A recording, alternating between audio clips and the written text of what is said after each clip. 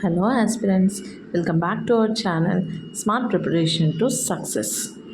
As a part of our Tgpsc Group 1 daily answer writing, today we are going to discuss day 49 and 50 answers. Let's start. First question, how does child labor affect the education outcomes and future workforce quality in Telangana? Discuss with suitable measures. Child labor remains a critical social issue in Telangana, affecting children's education and long term human capital formation. Despite legal provisions, economic and social factors continue to push children into work. Child labor directly disrupts educational outcomes by increasing school dropouts and absenteeism. Children engaged in labor often lack time and energy for studies, leading to poor learning levels and low literacy rates. This weak educational foundation reduces their chances of acquiring higher education technical skills. In the long term, it impacts workforce quality. A workforce deprived of education and skills cannot contribute effectively to economic growth. It leads to low productivity, informal employment, and continues the cycle of poverty. Sectors requiring skilled labor force shortages while unskilled labor supply increases, affecting overall development in Telangana. Measures. Strengthening implementation of the Child Labor Act is essential. Improving access to quality education through residential schools, midday meals, and scholarships can reduce dropouts. Poverty elevation programs and livelihood support for families are crucial. Awareness campaigns and community participation can change social attitudes. Skill development initiatives for rescued children can reintegrate them into mainstream society. Conclusion. Eliminating child labor is a key to improving educational outcomes and building a skilled workforce, ensuring sustainable development in Telangana. Second question, what are the socio-cultural factors responsible for the persistence of child marriages in Telangana? Suggest community-based solutions to address the issue.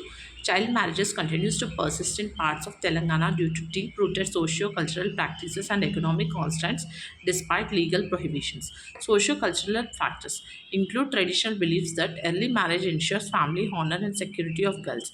Poverty drives families to marry off daughters early to reduce financial burden. Lack of education and awareness, especially among rural communities, further continues the practice.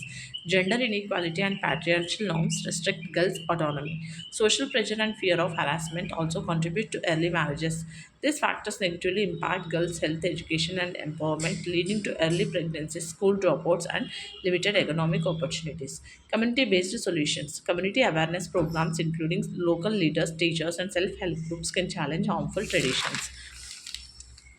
Promoting girls' education through incentives like scholarships and residential schooling is effective. Strengthening village level monitoring systems and child protection committees can help prevent child marriages. Empowering women through self help groups and livelihood programs reduce economic dependency. Engaging youth and using social media campaigns can bring behavioral change. Strict enforcement of the Prohibition of Child Marriage Act with community support is essential. Conclusion. Addressing child marriage requires collective community action, awareness, and empowerment of girls to ensure social transformation and inclusive development in Telangana. First question.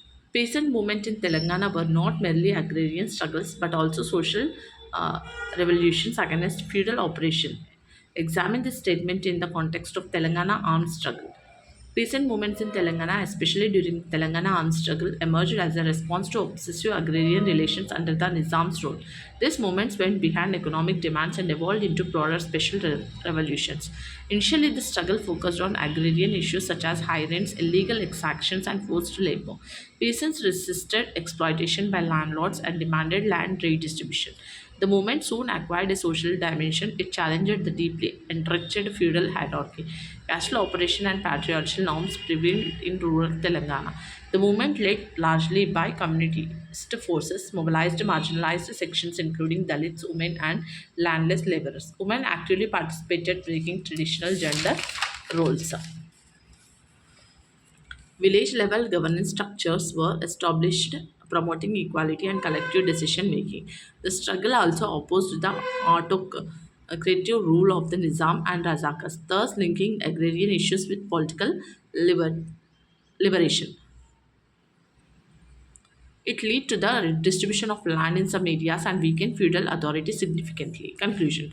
Thus, the Telangana peasant movements were not confined to agrarian reforms but represented a profound social transformation. They dismantled feudal structures, empowered marginalized community, and laid the foundation for future democratic and social justice movements. Second question, discuss the causes and significance of tribal movements in Telangana. How did they challenge governance structures?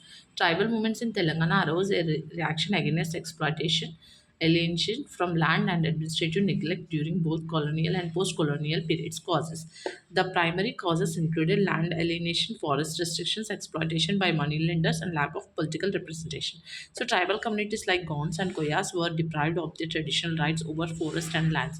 The imposition of forest laws and revenue systems disrupted their livelihoods. Movements such as those led by Komaram Bhim symbolized resistance against injustice. Slogan Jal Jangal Jameen reflected the demand for control over natural resources. These movements held great significance as they asserted tribal identity, rights, and dignity. They exposed the failures of governance systems in addressing tribal issues and brought attention to the need for protective legislation. Tribal uprisings challenged both colonial and post colonial authorities by rejecting imposed laws and demanding self rule.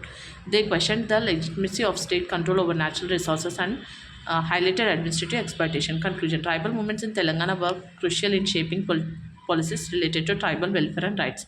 They not only restricted exploitation but also redefined governance by demanding inclusive and participatory administration. So these are the four answers. So practice చేయండి. ఇంకా ఎవరైనా start చేయండి వాళ్ళు నా preparation ఇమీడియట్గా start చేయండి. Okay. So మనం ఇలా డైలీ ఆన్సర్స్ ప్రాక్టీస్ చేస్తే మనకు డైలీ 2 ఆన్సర్సే బట్ కానీ మనకి ఎట్ లాస్ట్ మనకు చాలా ప్రాక్టీస్ అవుతుందనమాట. Okay. So for daily videos please like, share and subscribe my channel. Thanks for watching.